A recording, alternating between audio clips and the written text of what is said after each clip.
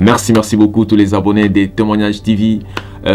Bonjour à tous, bon début de la journée, bonne nuit, je ne sais pas à quelle heure vous vous retrouvez dans votre pays. Je suis très content. Aujourd'hui encore un nouveau numéro. Aujourd'hui nous devons encore partager sur un thème très important, réussir avec Dieu ou Satan.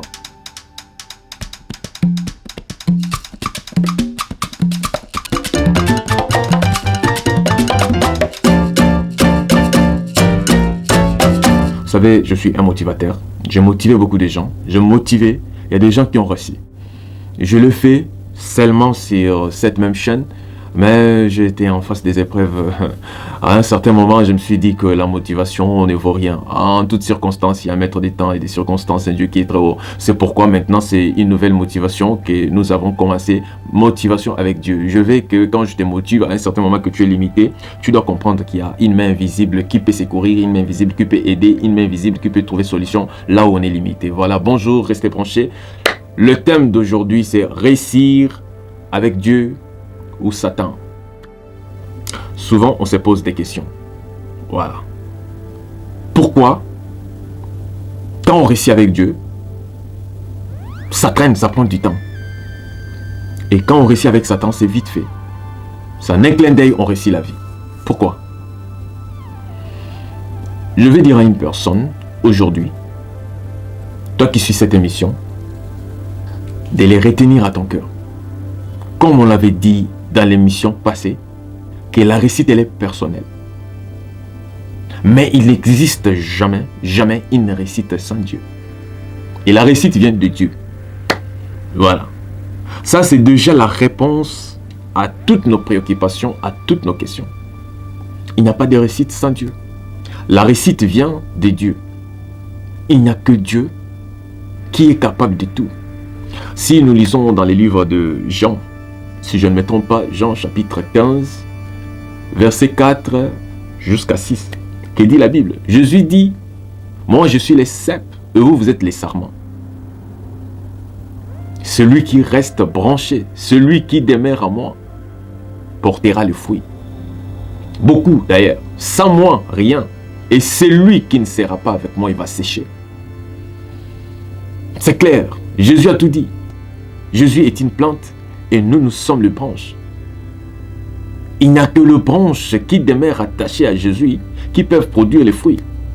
C'est ça. Alors, et il les déclare, sans moi, il n'y a pas de réussite. Donc, il n'y a pas de réussite sans Jésus. Il n'y a pas de réussite sans Dieu. Mais, moi-même, personnellement, je me pose la question. La question que je me pose, pourquoi il y a deux gens qui réussissent sans Dieu? Nous voyons des gens, vous et moi, nous connaissons les gens qui réussissent sans Dieu. Comment ces gens-là font pour réussir sans Dieu? Je vais dire à quelqu'un, en dehors de Dieu, il n'y a pas de réussite. Il n'y a pas de réussite en dehors de Dieu. Mais les diables précipitent les gens que Dieu veut déjà bénir. Ah oui, les diables précipitent. Vous verrez que dans une maison satanique, il y a 2400 personnes. C'est très difficile qu'on parle de tous ces gens-là. On va parler que de quelques individus qui ont réussi la vie.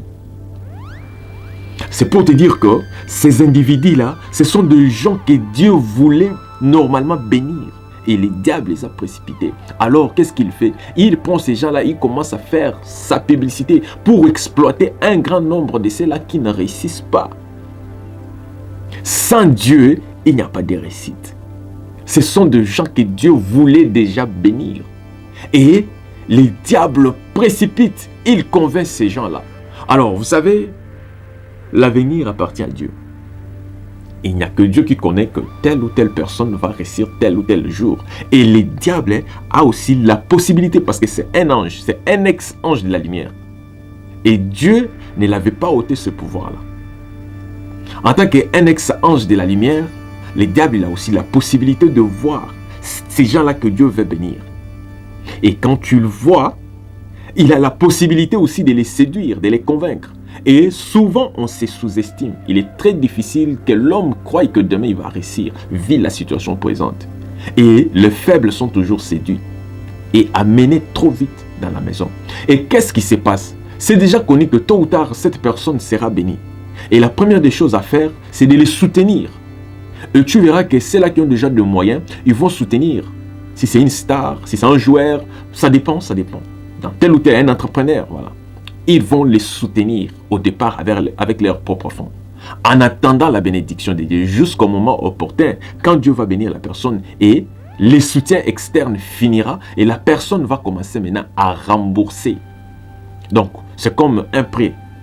Au préalable, on te prête par tes collègues de ta maison qui ont aussi des moyens. Et quand tu réussis, tu commences à rembourser avec un intérêt exagéré. C'est comme ça que ça fonctionne sans Dieu. Ça, c'est la partie matérielle. Et maintenant, dans la partie spirituelle, qu'est-ce qui se passe?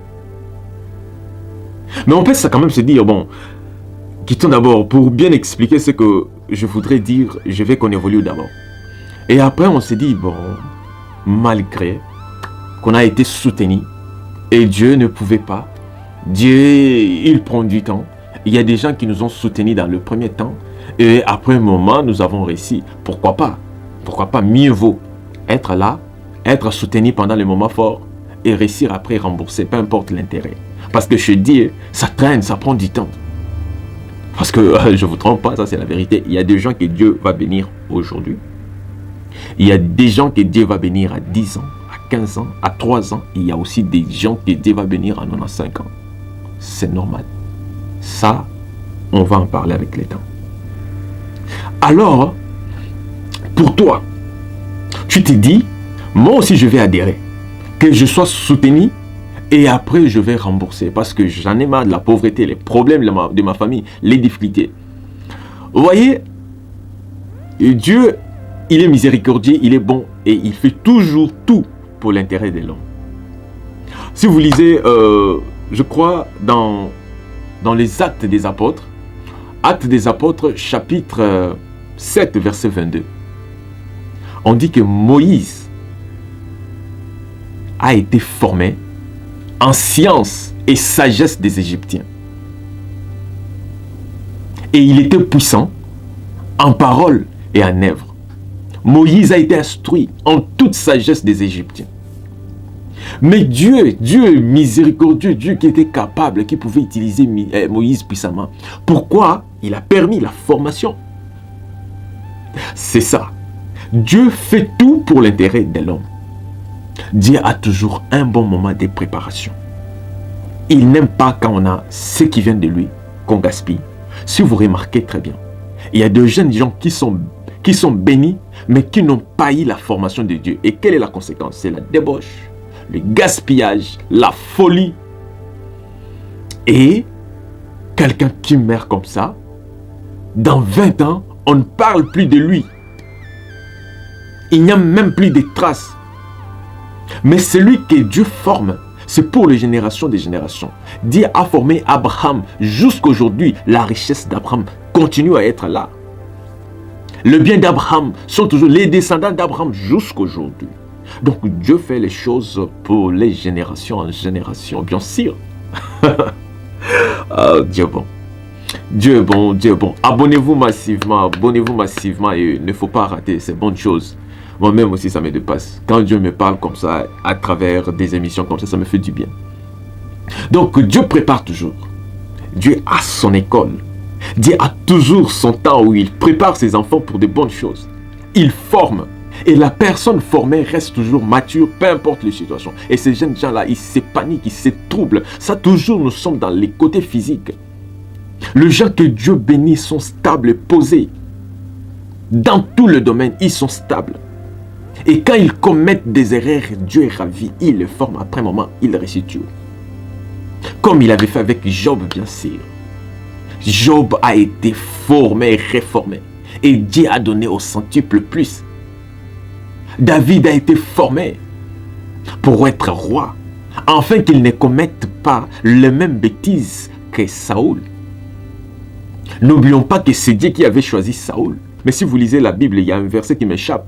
Dieu dit à Samuel qu'il était en mesure de faire régner Saoul jusqu'à la fin de son temps. Mais parce qu'il est devenu rebelle, c'est pourquoi Dieu l'a écarté.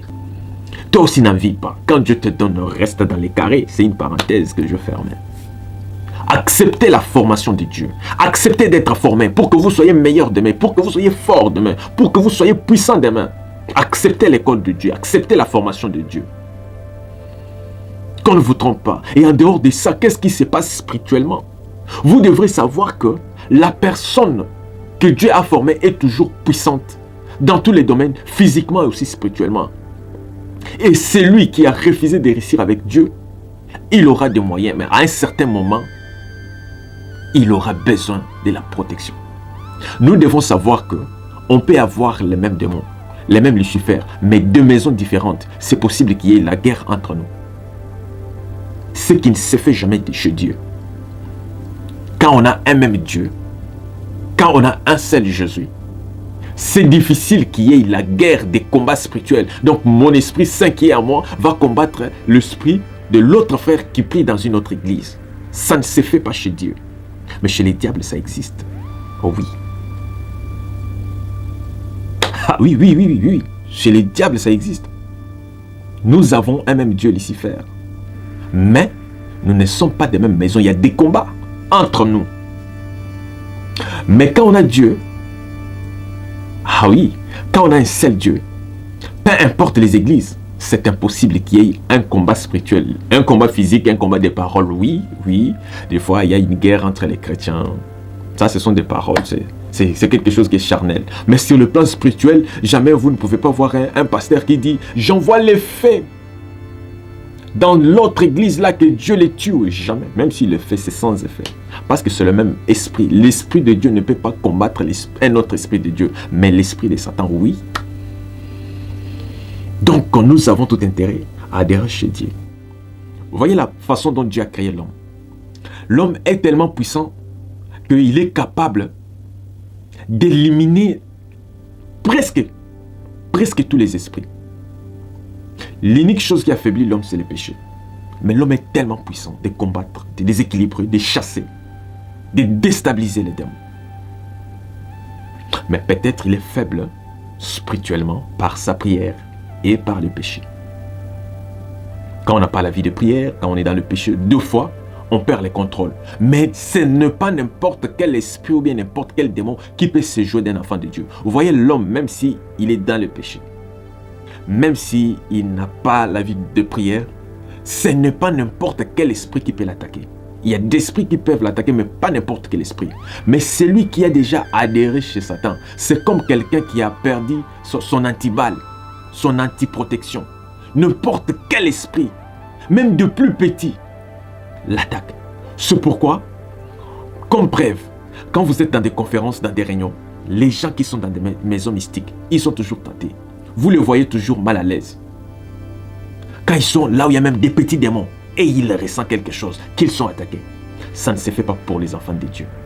Rarement pour les gens là que Dieu utilise. Il y a certaines personnes que l'Esprit de Dieu utilise puissamment et qu'à un certain moment, ils peuvent sentir la présence des mauvais esprits, mais pas être attaqués et déstabilisés. Mais tandis que quand vous êtes avec le diable, à tout moment, vous êtes déstabilisé. C'est pourquoi vous êtes obligé à invoquer votre petit esprit à tout moment. Vous le voyez. Ils invoquent toujours les petits esprits là pour les protéger à tout moment. Donc, c'est comme ça que ça se passe. Nous allons tous comprendre aujourd'hui que quand tu réussis avec Satan, voilà, la première des choses, tu perds la formation. Tu perds les pouvoirs. Tu perds ta force spirituelle et ta personnalité. Et enfin, tu commences à être manipulé. Un esprit qui n'a pas la chair. Nous sommes les créatures précieuses. Nous sommes les petits dieux. Mais imaginez que les anges qui pouvaient nous adorer, et nous on commence à adorer les anges. Les anges qui devraient être à notre service, nous on devient au service des anges. Et quels mêmes anges? Les anges déchus. Donc les gens chassés, nous devenons leurs serviteurs. Ils nous manipulent. Ils nous donnent des exigences, des conditions pour nous éloigner avec Dieu, mais entre-temps, pour nous humilier. Justement pour dire que vous vous dites que vous êtes les petits dieux. Avec le pouvoir, l'autorité, tout ce que vous avez, Voilà, vous arrivez à un moment où vous êtes manipulé pour les biens matériels. Si c'est porté Prata de Dubaï, c'est une humiliation. Nous, on croit en un seul Dieu. Et je l'ai dit toujours à travers des émissions comme ça, que moi, je préfère et je vais réussir qu'avec Dieu. Je sais que ça ne sera pas facile. Le combat est difficile. Tout le monde, même ceux qui sont là-bas, ils ont des combats entre eux. Mais moi, je vais être dans un combat où au départ, je suis déjà vainqueur. Peu importe la situation. Jésus-Christ, il avait déjà fait. Que Dieu vous bénisse. Au prochain numéro, abonnez-vous massivement.